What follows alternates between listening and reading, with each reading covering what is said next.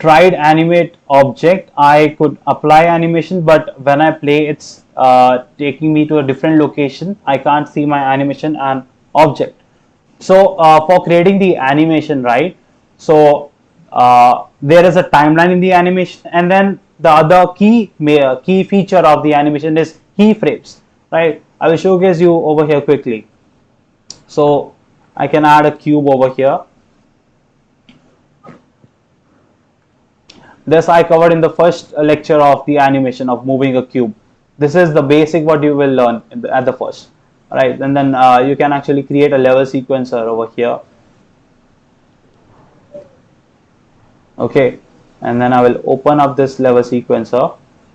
When you open up this level sequencer over here, you'll see that the sequencer window will open up.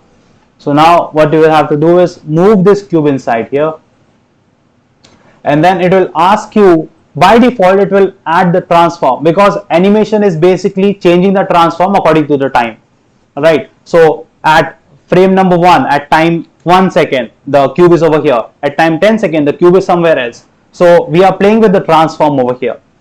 Okay, so first, as I said, whenever you want to learn something, you have to visualize what do you want as an output. Okay, so first I am visualizing what do I want to do with this cube in the animation. So I want to move this cube from here to over here.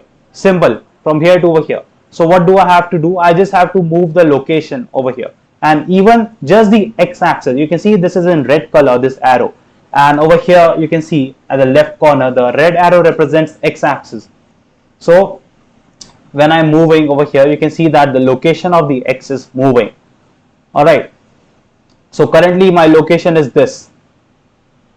So what I will do, at 0th frame I will add a keyframe of x. I can add a keyframe for everything, but currently I'm just using x, right? So I'm adding a keyframe of x over here, and then I actually want at 150th frame, or suppose 175 or 75 frame over here, I want the object to be moved over here. Okay, so once you have moved that object over here, you can copy this and actually paste it over here, or we are just moving x, right? So I can copy this over here, I can paste it, add a keyframe again. Let me delete this. So, or what I can do is I can move this over here, and at 75 I can add another keyframe. So as you can see now, this is now moving. So after this, if I want to move this somewhere else, simple, you can, I will hit Ctrl Z first. I will get the keyframe, suppose 105. Okay, I will move this axis over here. So this is the previous axis. I actually have to keep track of y as well, because previously I was only keeping track of x. So let us just do getting back to the original position. So that is pretty simple. You can just copy this and go back, go to the last frame and paste it. Ctrl C, Ctrl V, and then you will have the simple animation. Then it will go back and it will loop.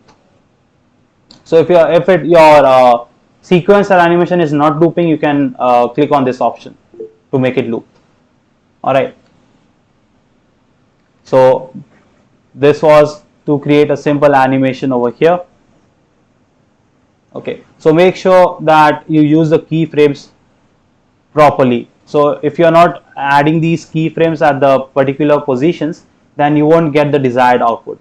We have explained it in the lectures pretty simply. You can just always get back and rewatch the lectures.